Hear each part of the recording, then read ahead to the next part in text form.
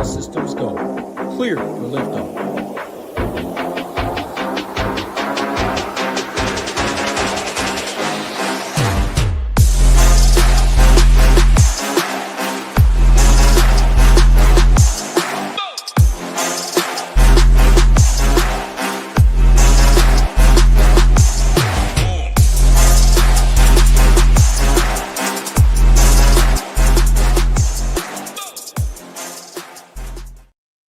What is going on, Ship It Nation YouTube station? We are back with another edition of the NBA show. It's your boy Ham and Matt on a Monday. Normally on a Friday, I'm filling in for Title. Title's going to be out for a few days, so I'm filling in the hosting booth. Hope everybody had a nice Super Bowl Sunday. Game wasn't very good unless you were a Seattle fan or had money on the Seahawks. But Matt, I'll bring you in right away. How was your weekend? And give us a broad slate overview of this 7-game slate we're going to be breaking down.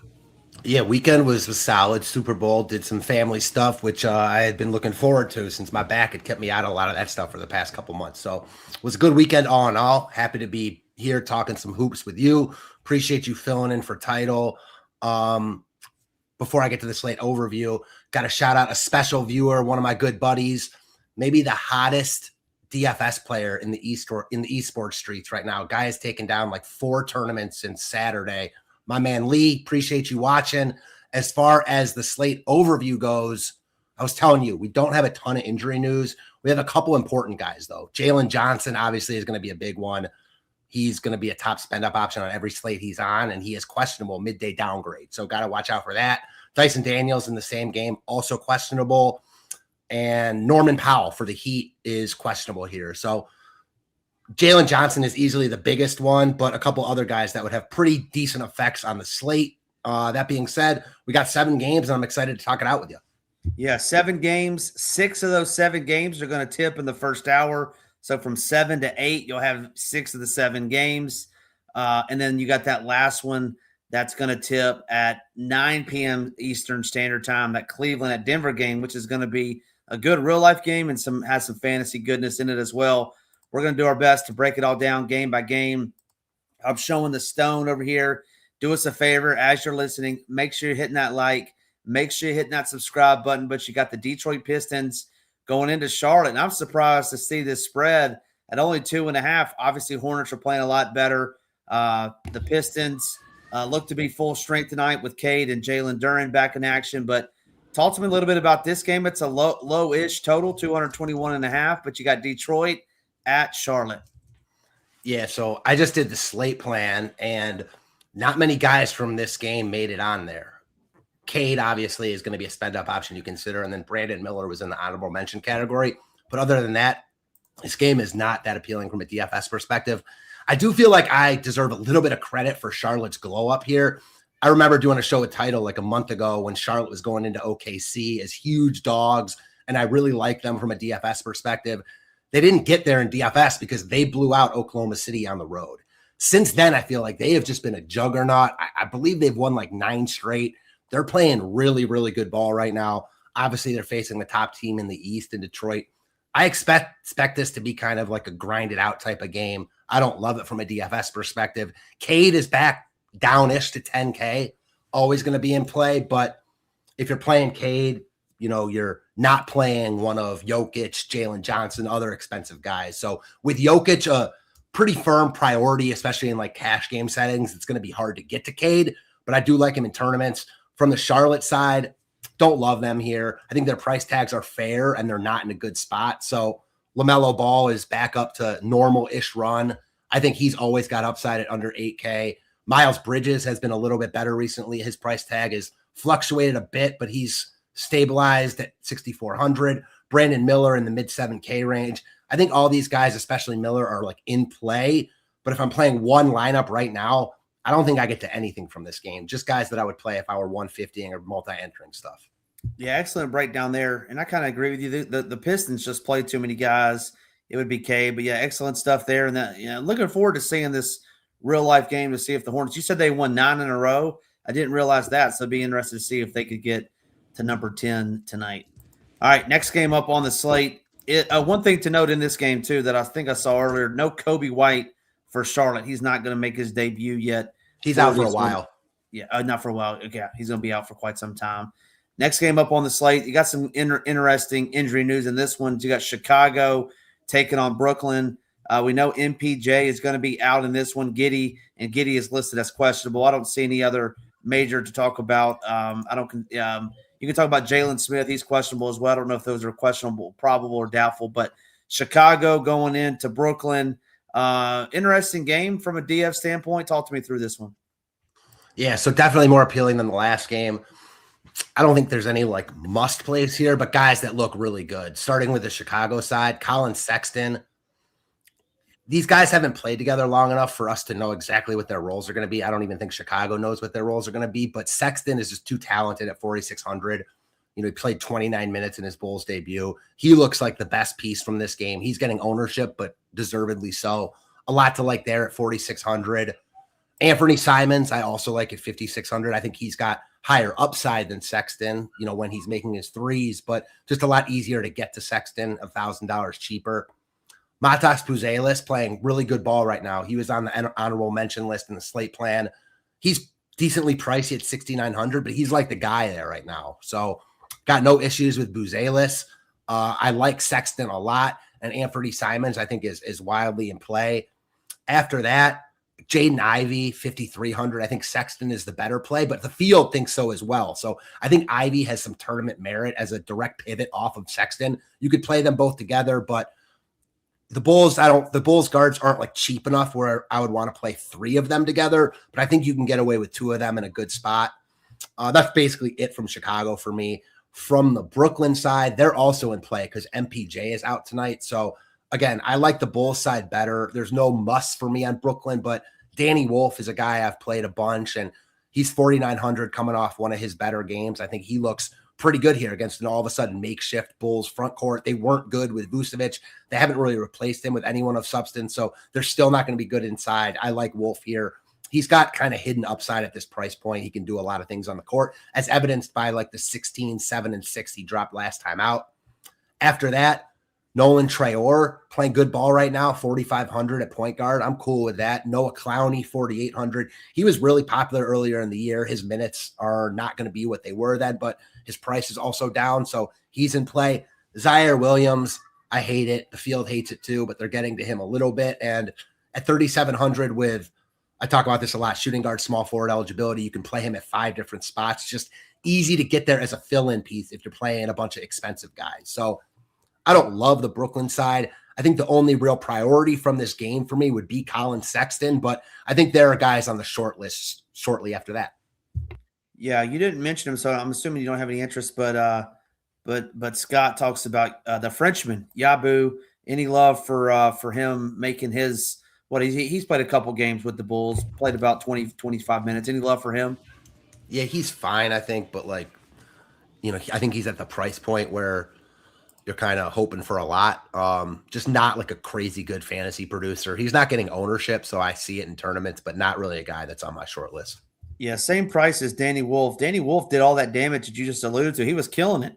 He still only played 20 minutes the other night, so that was kind of interesting to me. You don't like to see that.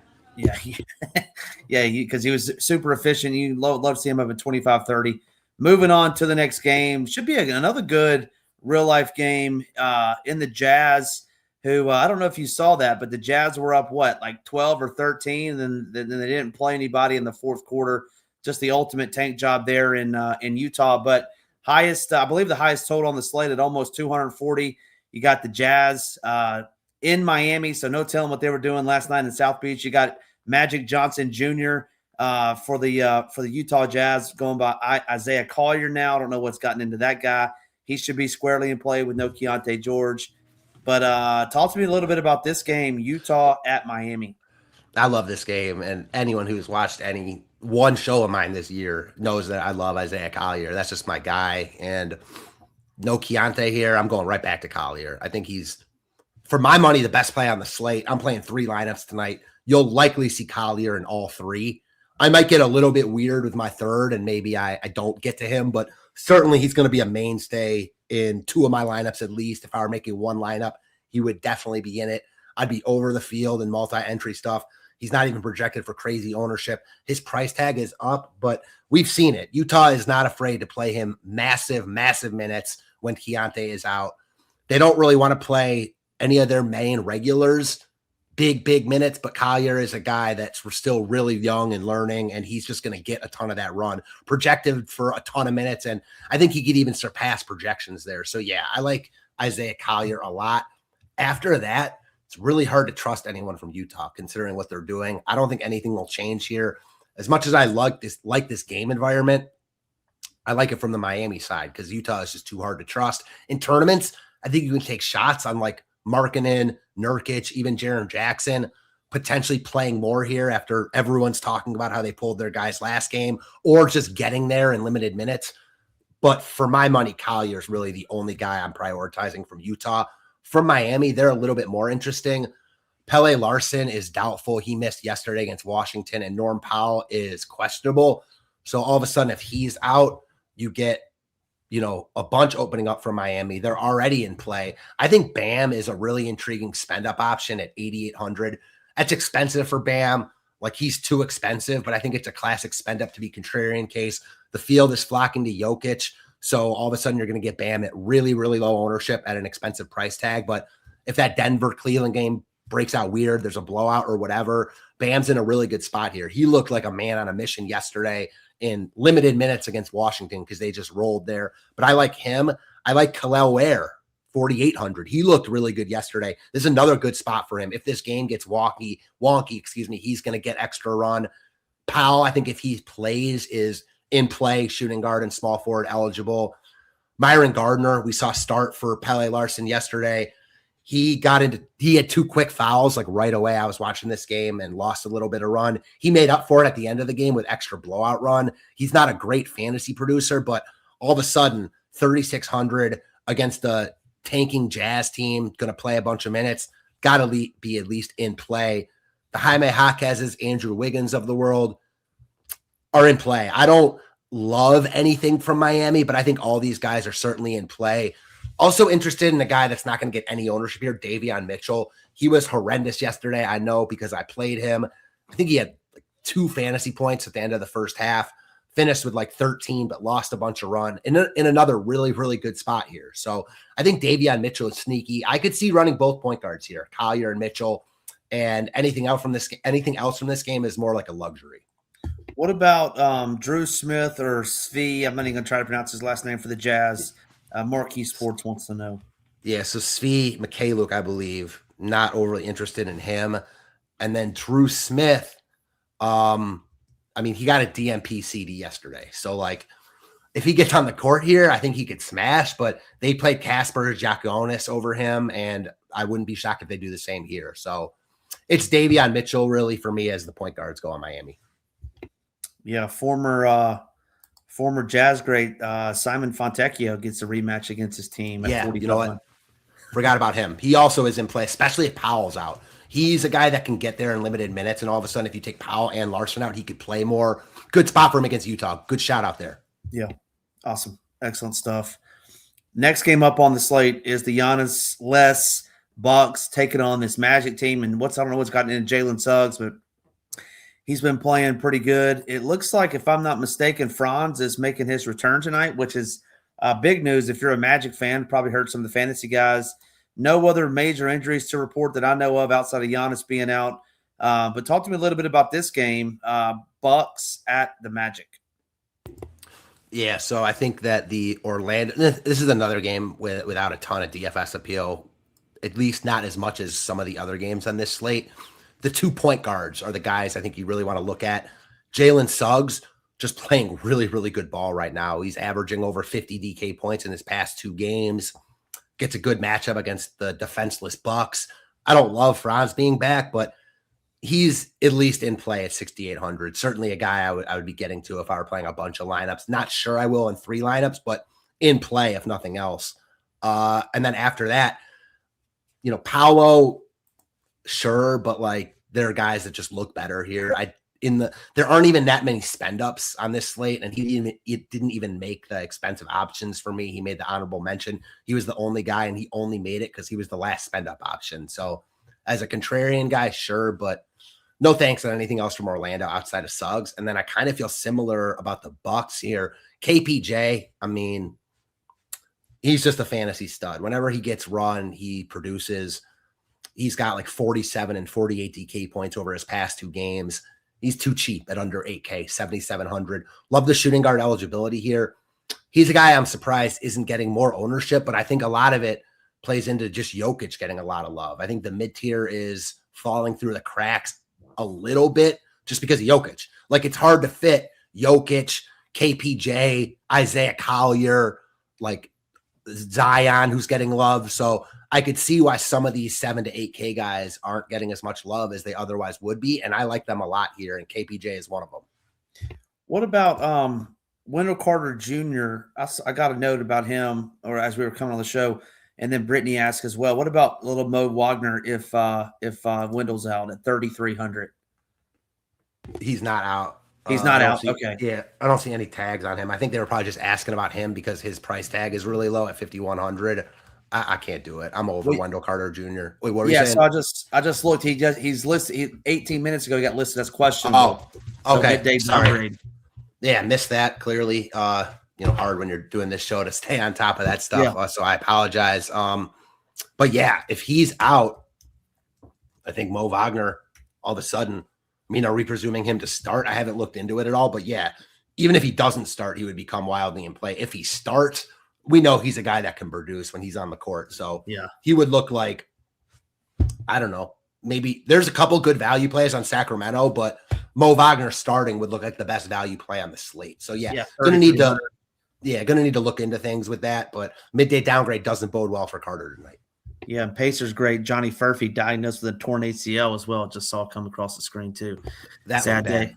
Yeah. Hey, my guy Jason Turner in here right now. Hey, Jason, you got that? What is it? That $8.95 regular sub. It's your boy Ham's favorite right there with those grilled onions. Need to go check that out, man. It's delicious.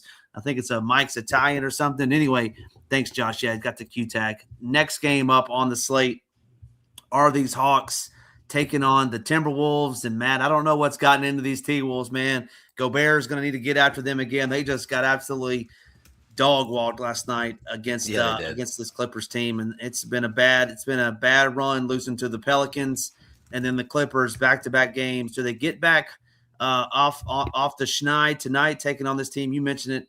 Jalen Johnson is listed as questionable, so that'll be the biggest news of the night. Dyson Daniels, questionable as well. Kuminga not ready to make his debut either. But talk to me a little bit about this game, Hawks at the Timberwolves.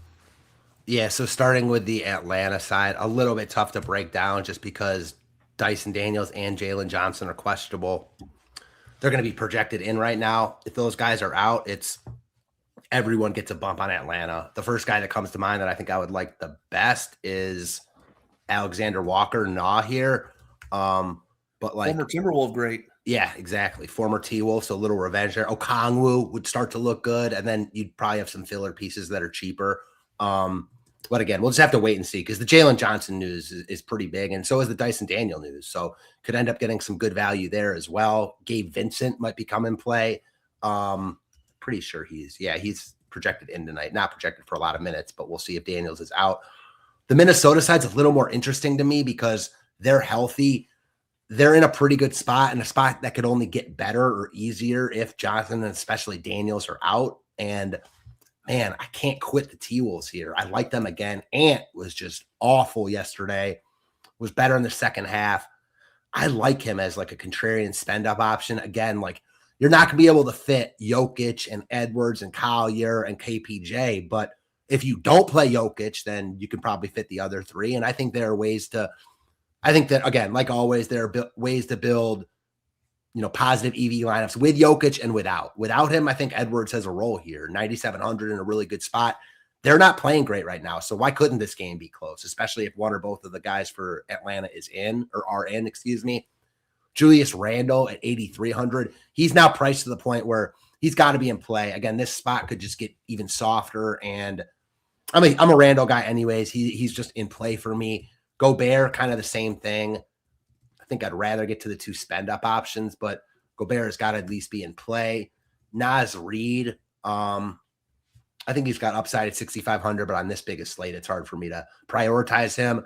I think it's in that order for me. Ant, Randall, Gobert, and Nas from Minnesota. And then we'll just have to wait and see who is a priority from Atlanta. And I will say this, if he's in, I think Jalen Johnson's really intriguing as another spend up to be contrarian option in tournaments. He's expensive at 10-7.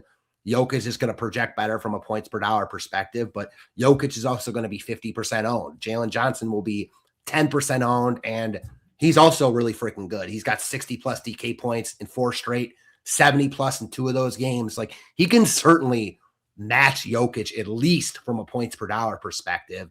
He offers better positional eligibility. So I'm kind of talking myself into some Jalen Johnson if he plays. I don't expect him to play with a midday downgrade, but we'll see. A couple questions for you as it relates to the Hawks. Is Gabe Vincent making his debut today? Yeah, I actually shouted him out. So you did. He's not projected for big minutes right now, but he's projected to be in. He is in today. So if Dyson Daniels is out, that's maybe he becomes a guy that plays way more potentially. Yeah. All right. I didn't hear you say that. Sorry. I was looking at something else, but yeah, 3K Stone Men on there. Yeah. If I was going to say, if Dyson Daniels is out and not that he's going to play Jalen Johnson role, but that's just one more body that's going to be out. So if both of those guys sit, maybe he gets a few extra minutes as well. Excellent stuff there. We got 2 games left to break down on this slate. If you haven't already, make sure you hit that like. Make sure you hit that subscribe button. It helps us out a ton over here. I know you love this game. It's near and dear to your heart. We got the Kings taking on the Pelicans. Should be a back-and-forth affair. We know that the Pelicans can't guard anything around the rim. 230.5 point total. 9.5 point spread with the Pelicans being minus 9.5. Talk to me a little bit about this guy. I saw the write-up. Neat Clifford, big guy of yours, taking on this Pelicans team. Yeah, so 3 Kings made the value section. Neat Clifford is probably my 3rd favorite, funny enough. So Devin Carter are going to be the main priority here. He's projected for massive ownership, as he should. This one hurts a little bit. I cored Devin Carter like 3 games ago when he wasn't getting any run at all. And he didn't get a ton of run in that game, but he was really good. And then since that game, he's just played amazing and gotten big run. The Kings have really taken on this youth movement. Carter is a guy that I've liked a lot since college. He's kind of a spark plug type of guy that just fills up the stat sheet when he's on the court. 3,800, point guard and shooting guard eligible. He's a mainstay for me. I think he's a priority in basically any type of roster construction. Certainly fits real well when you're playing Jokic. There's 4 guys, 4 guys from the Kings made the value section. 4 out of the 6 guys. Next in line is Dylan Cardwell, another guy I've been on a ton. He's 4,600, no Sabonis still, back-to-back monster games, another good spot against New Orleans. We like big men against the Pels, and Cardwell's still really cheap. Next guy, Daquan Plowden, kind of out of nowhere came on to play 39 minutes last time out for the Kings in a really competitive game against Cleveland. Now, I'm not completely buying what he's selling here. Like, I don't think you can project him for that many minutes, but he's 4K, another guy that's shooting guard, small forward eligible. And the Kings are really, again, going with this youth movement. So Plowden at 4K, there's a chance that like he plays way less than the field is projecting here. But I think the more likely story is that he's just too cheap at 4K for his current role, and he's probably going to be more expensive soon. So those 2 guys I like quite a bit, or those 3 guys, excuse me. And then we get to Neat Clifford, who probably is the best player out of all them. I've liked him a lot since his CSU days, Colorado State. 5,200, another shooting guard, small forward eligible player. Coming off a monster game last time out, probably definitely his best game as a pro. A little bit leery of like chasing that, but he's another one just playing massive minutes right now. 52. Yeah, I mean, you just can't buy that in NBA DFS. So it just matters so much. If he's going to play anywhere close to that, it's hard to see him not get there. So those 4 guys from the Kings, I think all look really, really good as value pieces. And when you look at that, when you look at the Kings, it starts to make sense why Jokic is getting so much love, because all of these Kings guys are going to be owned, which I don't like, but it makes sense. From the Pelicans, I do think this is the best game of the night from a DFS perspective, pretty cleanly. Pelicans coming off a big upset win, as you mentioned, in Minnesota, so feeling some good juju right now. I think with the Pels, why they match with the Kings is they got guys you want to spend up for. Zion, I don't love him at 7,900. He doesn't offer a ton of upside, but his floor is pretty damn good. So in a good spot against the Kings, he looks like a cog in the machine type at 7,900. You've got Trey Murphy, who I think has the higher upside right now between him and Zion. He's only point guard eligible, which is weird and stinks, but he's also on a little bit of a heater right now, playing really good ball, hot from three-point land. So Zion and Murphy, two guys wildly in play. I think if you want to spend down on some New Orleans guys, you can. Jeremy Fears, 4,100, really popular last slate, still really, really cheap. Derek Queen, tournament center. I like other guys at center, but if you're not playing Jokic, it's not like the deepest position. So I don't hate Queen. Herbert Jones, I've courted him a bunch. Don't love him here. You need to get there with him with steals and just proliferary stuff. And like, he can get there in this spot. So I think he's in play, just not a priority. All in all, like a lot to like from this game. Certainly all the Kings guys. And then I think running it back with some New Orleans makes sense. Dang, you didn't even mention my favorite one, Sadiq Bey. He's my favorite. Yeah, my boy. Yeah. Forgot on him. Sorry. I was going on like a stream of consciousness there. Sadiq Bey, yeah, coming off like a 50 ball. Too, yeah. Coming off a 50 ball, 6,600. He's been a little bit up and down, but man, he's shown upside like a ton recently. 40 plus in a bunch of his past 10 games. He can score that thing too, man. Yeah, he can. Yeah, he can. I've liked him since Nova. So good for him for showing out for this New Orleans team. And this Pels team is talented. So I wouldn't be shocked if they just roll here, but they're not good enough for me to really want to project a blowout in any spot. Yeah. Excellent breakdown there. I like what you said about the Kings. A lot of dudes that are playing, obviously tons of minutes, and they're not very expensive. One last thing before we move on. What about this? Your boy Maxime Reynaud. We talk about the centers dominating the Pelicans, 4,700. You didn't mention him, so I'm assuming you don't have much love for him, or is it just Cardwell over him? No, he was kind of the odd man out for me. I do like Cardwell more because of the power forward eligibility, but he's going to be double as owned as Reynaud. So I think that's a really good call. Like, it's not like I forgot about him. I just don't think he's as good as the other plays, but the field doesn't either. So he starts to become as good as those other plays. So appreciate you throwing him in there. I should have. I like what you always say, though, is like he's only center eligible, right? So you can only play him at two spots. Same with Joker. And center position, you're going to want to play Nikola, in my opinion. I mean, he's just a walking triple-double, walking 70 points every single night, it feels like. So, yeah, you gotta pick and choose somewhere. And so, yeah, I definitely don't hate that. Moving on to the last game of the slate, it's the one everybody's talking about, 239.5-point total. It does tip at 9 p.m. Eastern Standard Time. I can't wait to watch this game. We have your Cavs. I know you're going to be tuning in if you're still up, with James Harden, second game as a Cavalier. Donovan Mitchell been balling out of control. Jarrett Allen, I don't know what got into him on Saturday night. He had 28 and 11 or 15 or something. He was hooping. And then obviously you know what you're going to get on the Nuggets. Cam Johnson has been back for a couple games. Jokic has just been out of this world. Jamal Murray. Talk to me about this game, though. I feel like you know the Cavs better than anyone, but it's going to be the Cavs basically at a pick'em versus the Nuggets. Yeah, so real quick or easy enough. First, I'll tell you what got into Jarrett Allen. James Harden got into Jarrett Allen.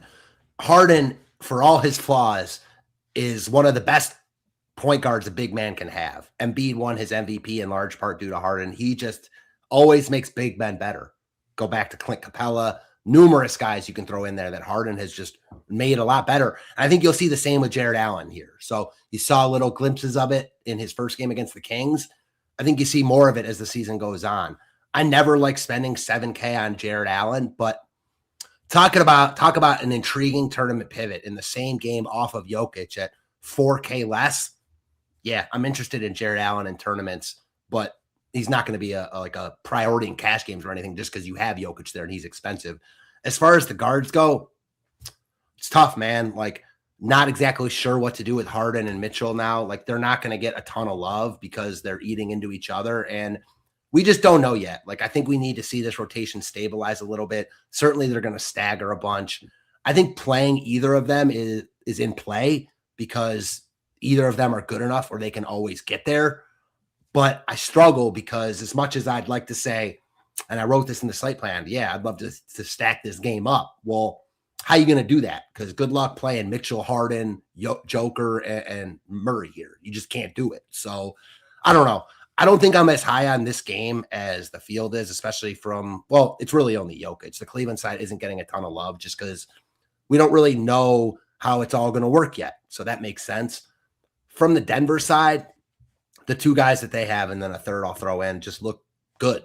Jokic, back to the Jokic we know and love, back-to-back monster games, back-to-back big minutes. So, yeah, he looks like the best spend-up option on the slate at 12-1. Projected for ownership and in like high dollar stuff, single entry stuff, just expect that to be even higher. So it's certainly a fade at your own risk type of play because he can destroy any slate he's on. I do think there are ways to build plus EV lineups without him, but he looks really, really good. No doubt about it. Murray is also interesting at 9,100, 3 straight 50 plus DK points. I mean, he hasn't skipped a beat. He's awesome. So even with Jokic in, Murray's still been really good. And he's, again, in play, especially as like a Jokic pivot. If you're not playing him, I think Murray looks even better. Certainly tough to play them both together. But as much as I want to get to this game because it's star-studded, it's just hard to because it's star-studded. The one guy from Denver that looks like a nice filler piece is Julian Strawther, yet another shooting guard, small forward guy, projected to get a little bit of ownership, but nothing crazy. Coming off a big game, don't hate it. Yeah, excellent stuff there. Yeah, Murray just been killing it, like you said, with 50-point games and I think 2 or 3 straight. Yeah, that'll do it for us. We kind of blew through those 7 games. I feel like appreciate everybody tuning in. Do us a favor, hit that like, hit that subscribe button on the way out. All right, Matt, like we do every time. I think Joker's going to be the answer to the highest scoring guy, but give me let's go 7K and below. What's your favorite 7K and below guy on the slate tonight? That is a good one. I got to go with this is ownership, but I'm going to go right into it. I got to go with Devin Carter. He just looks too good to get away from here. Devin Carter. Well, that's a good one. Where is Devin Carter? Down there, 3,800. I like that same game. I'm going to go to my boy Sadiq Bey. I like Sadiq Bey's 6,600. He's a certified scorer. But, yeah, that'll do it for us. I wish you had asked me highest scorer under 7,500 because that would be an easy one for me. Who's that? Isaiah Collier. Isaiah Collier's going to be dishing that pill. 3 straight games of double-digit assists. Should see full 4 quarters of run tonight, 35-plus minutes. Yeah, he's a great play. If you didn't hear us earlier, Matt's going to be doing 3 teams. We'll be on at least 2 of those 3 teams, potentially 3 of those. Hey, we certainly appreciate it. I was filling in for Title. It'll be maybe Rio and you tomorrow because I think Title's out tomorrow as well, Matt. So tune in tomorrow. We're going to break it down again for you then. For my guy, Matt, have a good night. Good luck in your NBA contest tonight. Until next time, let's ship it.